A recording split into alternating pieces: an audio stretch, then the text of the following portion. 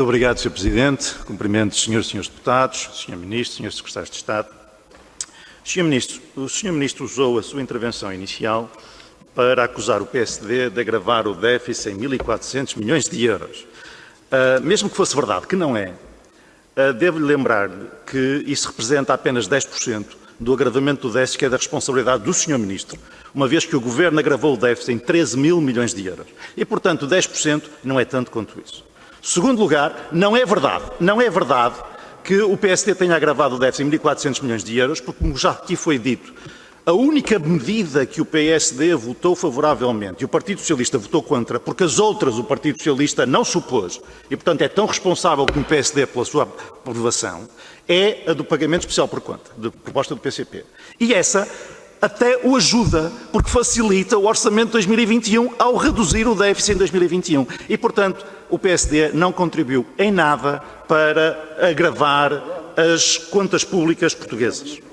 Em segundo lugar, devo dizer, Sr. Ministro, que fico muito surpreendido pelo Sr. Ministro, em todas as intervenções que fez nesta Casa enquanto Ministro, nas suas intervenções, sem que ninguém o tivesse suscitado, ter falado do PSD.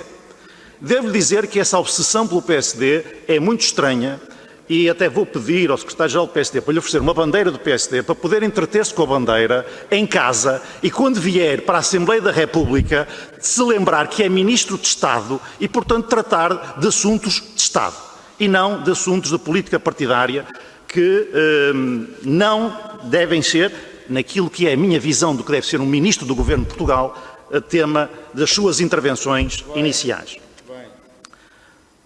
E assuntos de Estado que o Sr. Ministro devia tratar é, por exemplo, o agravamento da crise económica em Portugal. Já aqui foi referido que as perspectivas são mais negras do que aquelas que constavam do orçamento suplementar que o Governo apresentou e devo-lhe dizer que, em parte, numa pequena parte, mas em parte, por responsabilidade do Governo, na medida em que o Governo geriu muito mal o desconfinamento, em primeiro lugar, e, em segundo lugar, geriu muito mal a questão das restrições às viagens aéreas. E isso tem um impacto no turismo terrível, e o turismo representa uma parte importante da economia portuguesa. Aquilo que o Governo devia estar a fazer neste momento era a tentar compensar esse impacto no turismo que resulta das restrições às viagens aéreas que afetam os voos de e para Portugal e, por exemplo, incentivando o turismo interno. E uma das formas de incentivar o turismo interno seria, por exemplo, não atrasar os reembolsos do IRS. Muitas famílias portuguesas utilizam os reembolsos de IRS para financiar as suas férias. Ora, os senhores, de acordo com o TAU, atrasaram o pagamento do IRS em 1.285 milhões de euros até maio. Devo dizer que, para além disso, tenho conhecimento de que os serviços de finanças estão a questionar contribuintes que durante anos entregaram as suas declarações e nunca tiveram nenhum problema, nenhuma questão, as declarações foram validadas imediatamente e logo a seguir os reembolsos foram pagos. Ora, as finanças, tenho conhecimento de casos em que os serviços de finanças levantam questões que, primeiro, não dizem qual é a questão, dizem apenas a sua declaração tem uma divergência. Primeiro, os contribuintes vão ter que perguntar qual é a divergência. Entretanto, já passaram 3 semanas, um mês. E, portanto, é mais um mês de atraso. E depois, quando os contribuintes são informados da suposta divergência, chegam à conclusão que não há divergência nenhuma.